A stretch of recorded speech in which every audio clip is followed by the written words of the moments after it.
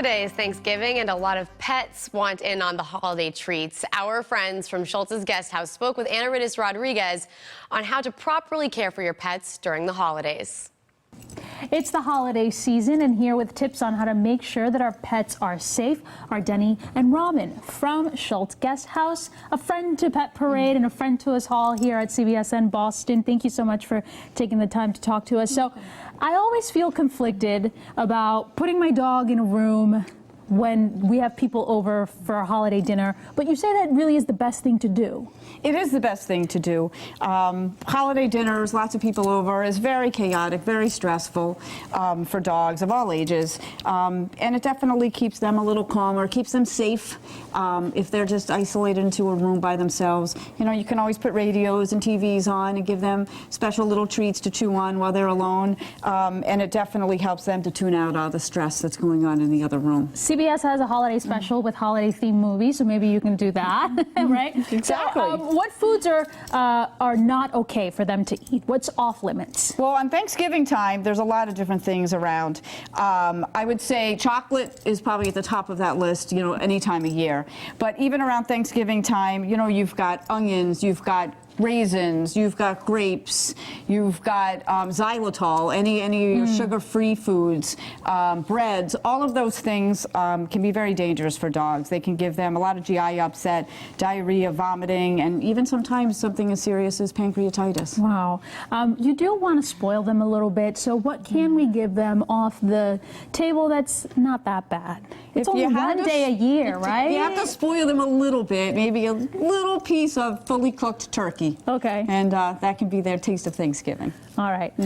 So these dogs are up for adoption. Shultz Guest House is a rescue, and you adopt a lot of dogs out of the rescue. But the holidays are really not the best time for you to try to adopt an animal. Why is that?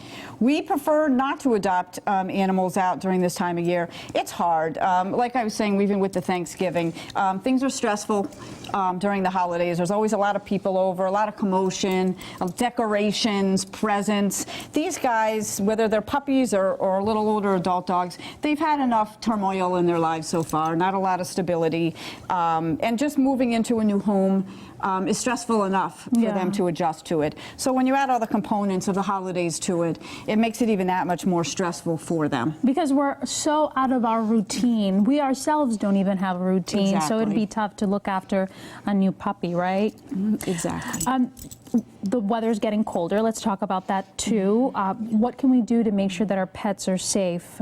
First and foremost, you know, a good rule of thumb is if it's too cold for us to be outside, then it's probably too cold for these guys to be outside, fur or not.